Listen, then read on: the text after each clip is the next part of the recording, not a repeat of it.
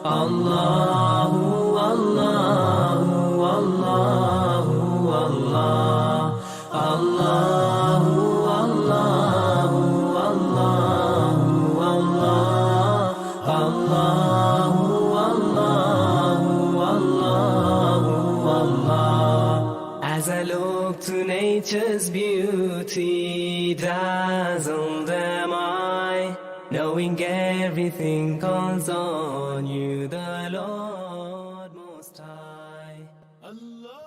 Assalamualaikum warahmatullahi wabarakatuh. Bismillah wassalatu wassalamu ala Rasulillah wa ala alihi wa sahbihi wa mala. Alhamdulillah. Alhamdulillah rabbil alamin, nawaitu ta'alluma wa ta'lima wa tadhakkura wa tadhkira wa naf'a wal intifa'a wal ifadata wal istifadata wal hatha ala tamassuki bi kitabillahi wa sunnati rasulih wa du'a ila al-huda wa dalalata ala al-khairi ibtigha'a wajhillahi mardatihi wa qurbih wa thawabih subhanahu wa ta'ala. Subhanaka la ilma lana illa ma 'allamtana innaka antal alimul hakim. Rabbi shrah li sadri wa yassir li amri wahlul 'uqdatam min lisani yafqahu qawli, amma ba'd. Alhamdulillah. Syukur puji kita kehadrat Allah di atas segala limpah kurnia beserta izin dan rahmat daripada Allah Taala yang mana dapat kita bertemu dan bersua dan bersama bersiaran sekian kali laginya, dan semoga mudah-mudahan bermanfaat dan dapat dimanfaatkan apa yang akan bakal dikongsikan insya-Allah dengan izin Allah Taala.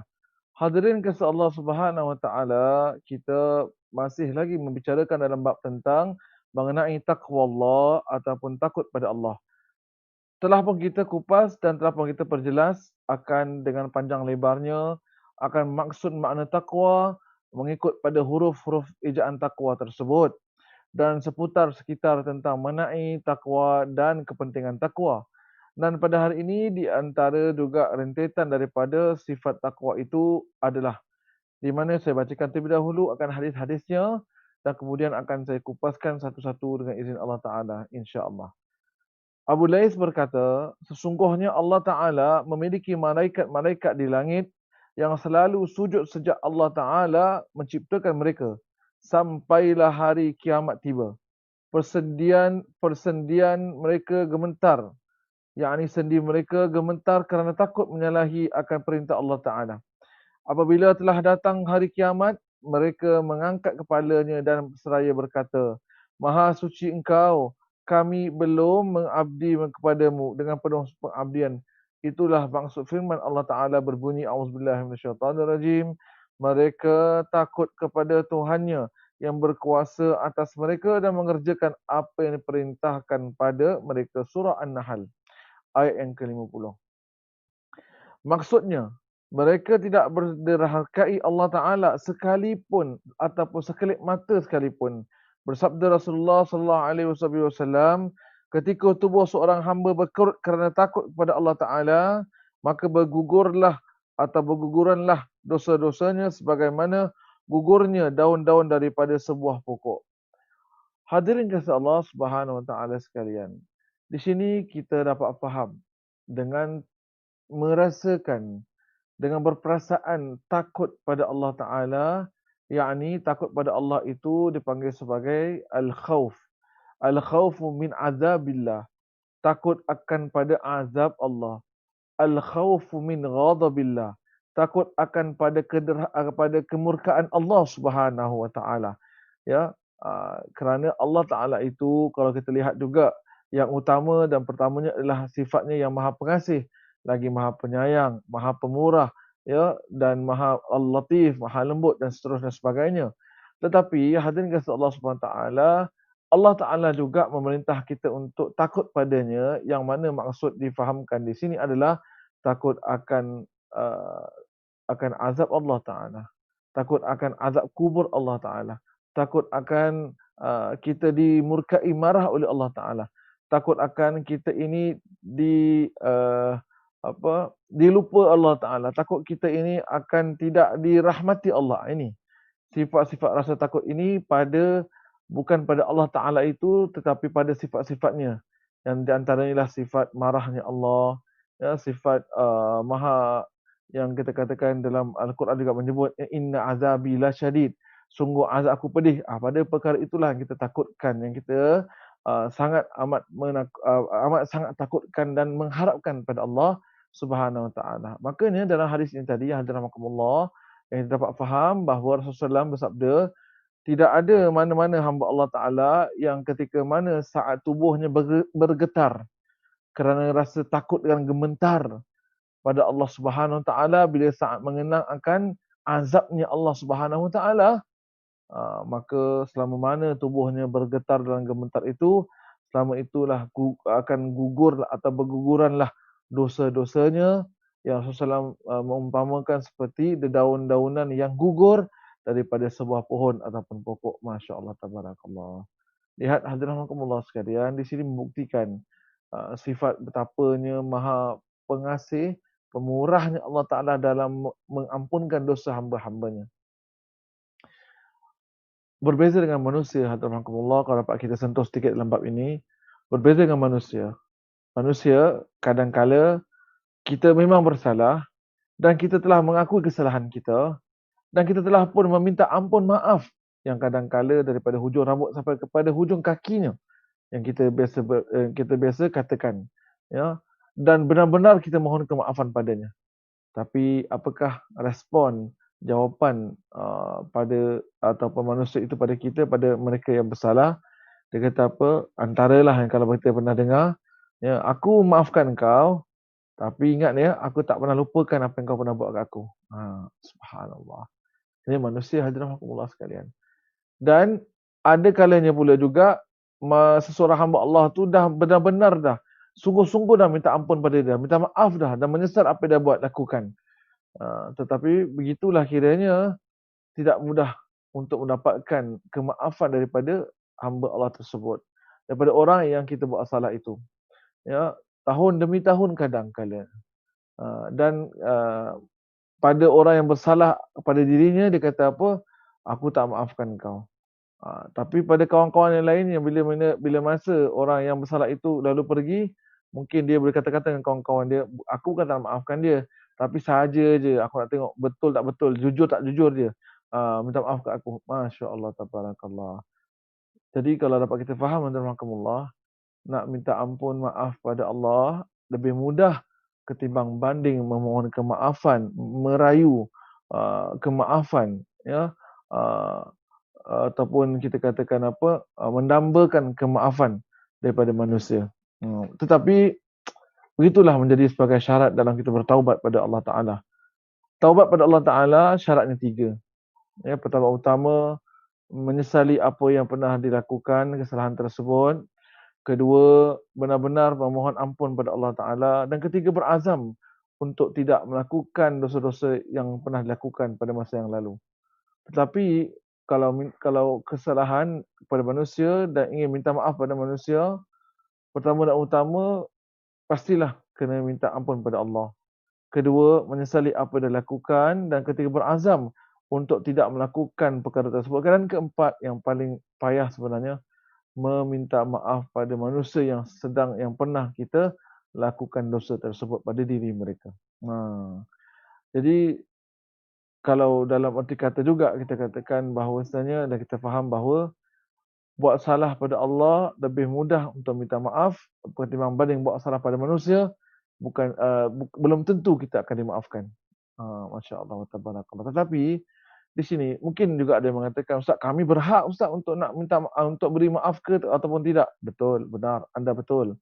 Tetapi wal afu dan memberi kemaafan itu lebih baik, lebih utama. Kenapa? Pertama-utama kita mengikut akan sifat Allah Subhanahu Wa Taala. Kita pelajari akan sifat Allah Taala dan Allah Taala ajar kita untuk menjadi hamba Allah yang pemaaf. Dan yang keduanya mengikut pada ajaran Rasul Sayyidina Muhammad sallallahu alaihi wasallam, di mana Rasulullah SAW sering dan senantiasa dan mudah memaafkan sesiapa sahaja yang pernah melakukan silap dan salah atas dirinya. Dalam kitab Syama'il Muhammadiyah pernah berkata yang menyatakan bahawa Rasulullah SAW tidak pernah marah dan cepat mudah memaafkan bagi orang yang membuat kesalahan pada dirinya.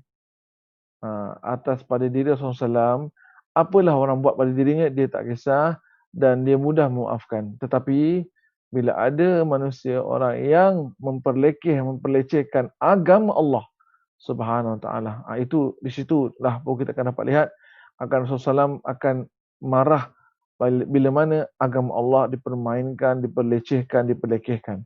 Tetapi untuk dirinya sendiri, Rasulullah SAW tidak hairan dan tidak kisah. Buatlah apa sahaja, aku tetap maafkan, dekat Rasulullah SAW. Itu telah pun dibuktikan di dalam Fathu Mekah, dalam pembukaan kota Mekah yang mungkin juga dapat dinukil daripada kitab Ar-Rahiqul Makhtum. Imam Mubarak Furi yang juga menyatakan bahawa ketika pembukaan kota Mekah, Sayyidina Rasulullah Muhammad SAW yang datang dari kota Madinah Al-Munawwarah, yang setelah baginda bertemu jumpa dengan orang-orang kafir Quraisy, yang ketika mana yang bila mana mereka ini pernah satu ketika dahulu menyiksa Rasulullah SAW, menghina Rasulullah SAW, memperlekehkan Rasulullah SAW, ya, dan mempersendakan Rasulullah SAW, agamanya dan keturunannya dan keluarganya. Lalu mereka berhadapan benar betul bertentang mata dengan Rasulullah SAW. Maka baginda bertanya, ya masyarakat Quraisy, wahai orang Quraisy, apa yang sepatut layaknya aku lakukan ke atas kalian? Ini adalah kalau kita katakan satu peluang ruang untuk Rasulullah SAW membalas dendam di atas apa yang pernah dilakukan oleh orang-orang kafir Quraisy pada ketika itu. Lalu mereka menjawab, orang Quraisy berkata, ya Muhammad, antal karim wa ibna akhil karim. Ya Muhammad sallallahu alaihi wasallam, engkau adalah orang yang baik, saudara kami yang baik, yang mulia, daripada kalangan keturunan keluarga yang mulia. Pandai ya jemaah sekalian. Orang dah bersalah, dia mula puji pula orang tu. Masya-Allah tabarakallah. Lalu apakah yang direspon jawapan Rasulullah SAW? Rasulullah SAW dengan sifat pemurahnya, pemurah dari segi pemurah akan sifat pemurah pemaafnya itu, Rasulullah SAW mengatakan, ya masyarakat Quraisy, izhabu wa antum tulaqa. Wahai orang Quraisy, kembalilah pulang kalian kepada keluarga kalian masing-masing. Sungguhnya kalian telah aku maafkan. Subhanallah. Sallallahu alaihi wa alihi wa baraka wasallam. Jadi inilah sifat Rasulullah SAW yang kita yang mengaku sebagai umat Nabi Muhammad SAW, yang mengaku yang mencintai Rasulullah SAW, yang mengaku berindui Rasulullah SAW, harus perlu malah wajib mengikuti akan jejak langkah ataupun contoh tauladan ajaran Rasulullah SAW yang telah dicontohkan kepada kita. Maka hadirin rahimakumullah, saya pesan daripada diri saya dan para hadirin sekalian, jadilah orang yang pemaaf. Jadilah orang yang senang memaafkan dan memberi maaf dan mudah untuk memohon kemaafan. Dan bagi mereka-mereka yang sudah manusia datang kepada mereka untuk minta maaf, berilah kemaafan dengan seikhlas dan sepenuh sejujur ikhlasnya, dan nanti Allah Subhanahu Wa Taala akan memberi kita ganjaran dan memudahkan urusan kita, insya-Allah. Amin ya rabbal alamin. Maka begitulah hadirin rahimakumullah sekalian, hamba Allah Taala yang bergetar, tubuh badannya gemetar kerana takut pada akan dikatakan akan azab Allah Taala. Selama mana bergetar tubuh badannya, selama itulah akan berguguran dosa-dosanya daripada dirinya. Mudah-mudahan kita dikurniakan Allah Taala hati yang khusyuk, hati yang lembut untuk senantiasa mengingati dosa-dosa kita seraya berlinangan air mata kita, insya-Allah. Amin ya rabbal alamin. Hadirin kasih Allah Subhanahu Wa Taala, teringat saya akan sebuah qasidah ataupun juga nasyid lama yang pernah menyatakan bahawasanya, wahai Tuhanku yang Esa, bila mengenang qaharmu, rasa gerun di hatiku, kerana takutkan siksamu. Hamba-Mu rasa berputus asa, siapakah dapat bersihkan diri dari segala dosa yang memburu setiap hari, setiap ketika. Hadirin kasih Allah Subhanahu Wa Taala, kita sebagai orang beriman dituntut oleh Allah Taala untuk senantiasa merasa sedih.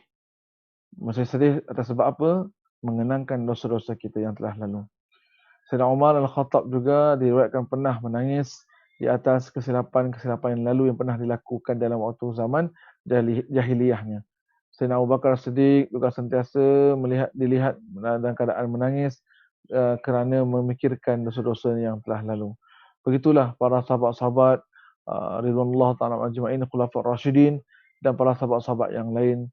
Dan begitulah juga para alim ulama, awliya kita, para tabi'in, para imam-imam kita, Imam Al-Arba'ah, iaitu Imam Syafi'i, Imam Malik, Imam Hambali dan juga beberapa imam-imam yang lain, hadirin Allah sekalian, yang hati mereka raqiq, yakni hati mereka begitu lembut sekali dalam mengenang sedikit saja, mengenang dosa, mengenang silapan salah yang kadang-kala memang tidak ada silapan salah mereka, yang kadang-kala para awliya itu, para wali-wali Allah itu bukan menangis kerana melakukan dosa, menangis kerana terlupa sedikit akan Allah Ta'ala. Masya Allah, tabarakallah, berlinangan air mata mereka. Hadirin Allah sekalian, mudah-mudahan dengan kita merasa sedih dan takut pada Allah, bergetar jiwa kita, bergetar dan dikatakan apa, bergetar jiwa kita, ya, dan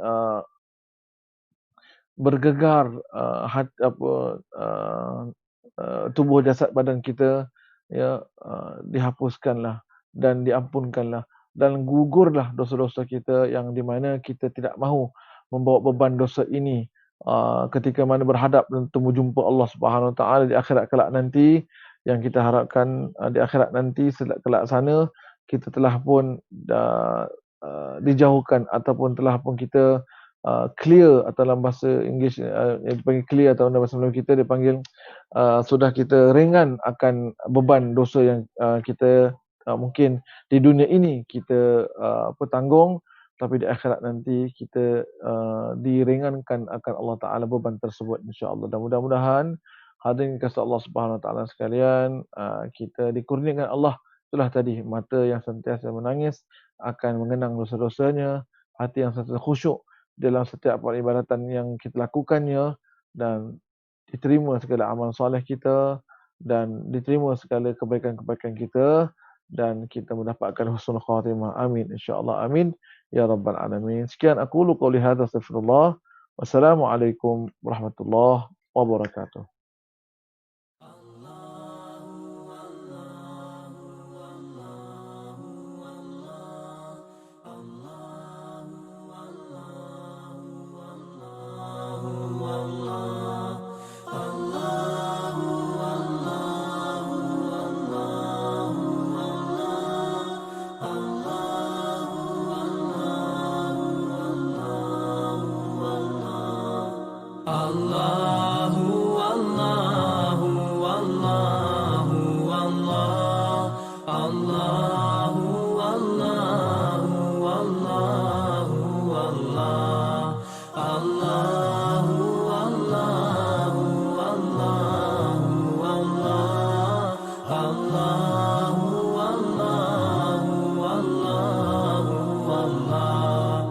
As I look to nature's beauty dazzle